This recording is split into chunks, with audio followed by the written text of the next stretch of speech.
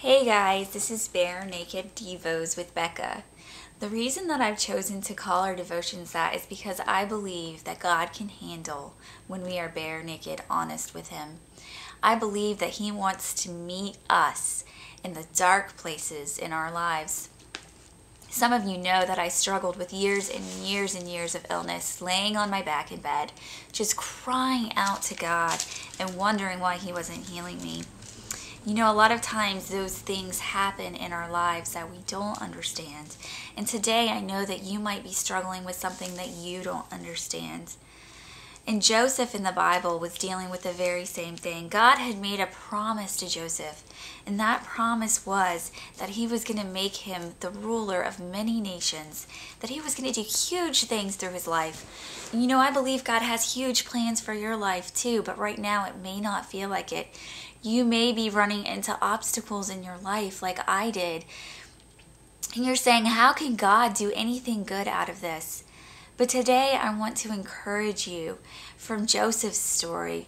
He was thrown into a pit by his brothers who didn't like him. He was sold into slavery. He was taken and he was accused falsely and thrown into prison for years and years and years. And I imagine if I was Joseph, I would be asking God, where are you? In these dark circumstances and these difficult things that are happening in my life.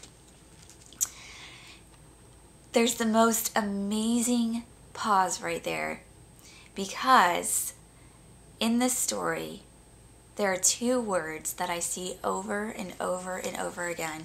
And these are words that I began to notice when I was a teenager, when I was struggling, going through things, and even recently when I came up against some really big challenges in my life. Those two words are the words, but God. You see them again and again and again in Joseph's story. And I believe if we will stop and we will listen and we will observe what God is doing, we will hear those words too. Those words, but God. You see, God was with Joseph.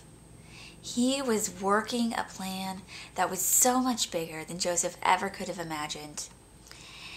Joseph did come to that place in his life where he was the ruler like God promised him, where he literally saved thousands of people in the middle of a famine from death. But it was only because Joseph chose to believe those words, but God.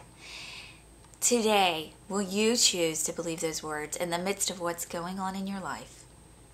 Will you choose to believe that God's plan for you is working in the background? He has something so huge for you that you can't even imagine. And I can speak from experience that when you hold on, when you hang on to faith, when you choose to believe the words, but God, it is so, so worth it in the end. And He is going to do something amazing in your life if you'll just trust Him. Have a wonderful day.